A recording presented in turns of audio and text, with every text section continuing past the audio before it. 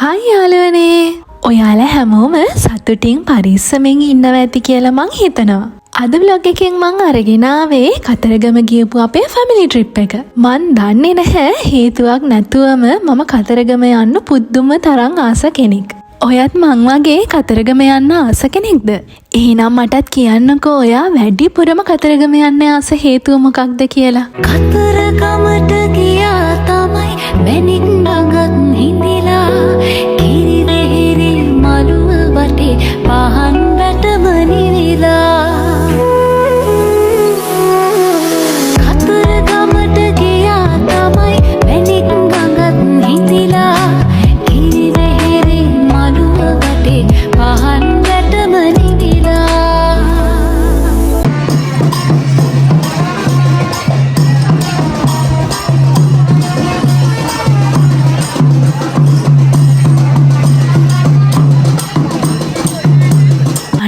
දැකපු කාවඩි නැටුම් බලන එකත් මං කතරගමෙන් ආස කරන තවත් ලොකු හේතුවක්.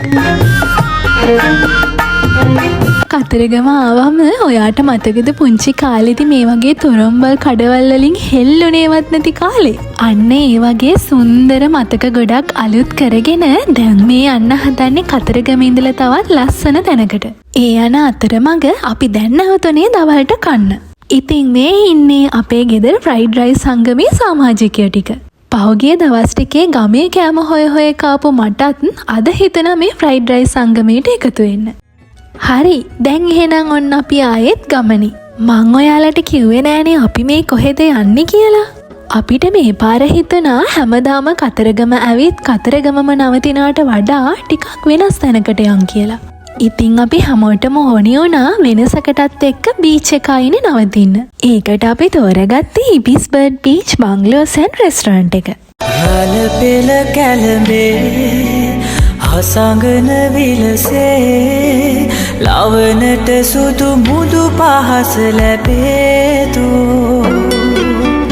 ඔබ හදවත මා හඳුනාගත්සේ මාහදවත ඔබ හැඳින ගනීතු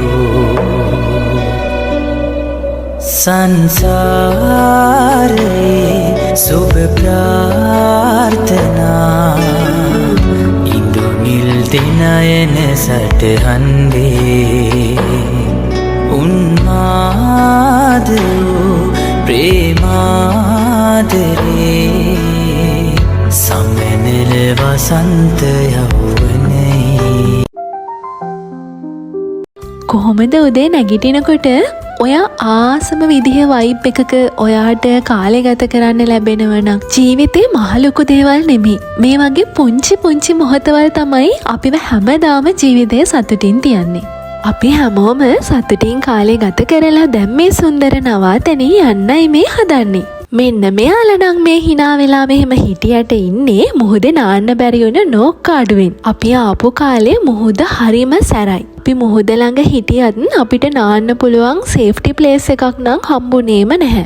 කොහොම හරි අපේ බලවත් ඉල්ලීම පරිදි අපේ තාත්තා අපිව එක්කගෙන ආවා බය නැතුව නාන්න පුළුවන් තැනකට. කොහොම හරි අපේ මුහුද නාන ආසාවත් ඉෂ්ට කරගෙන මෙන්න මේ රසම රස ආප්පකඩින් ආප්පත් කාලා තමයි අපි ගෙදර ගියේ. ගිහින් එන්නම්. ආයෙත් අපි ලස්සන vlog එකකින් හම්බ වෙමු.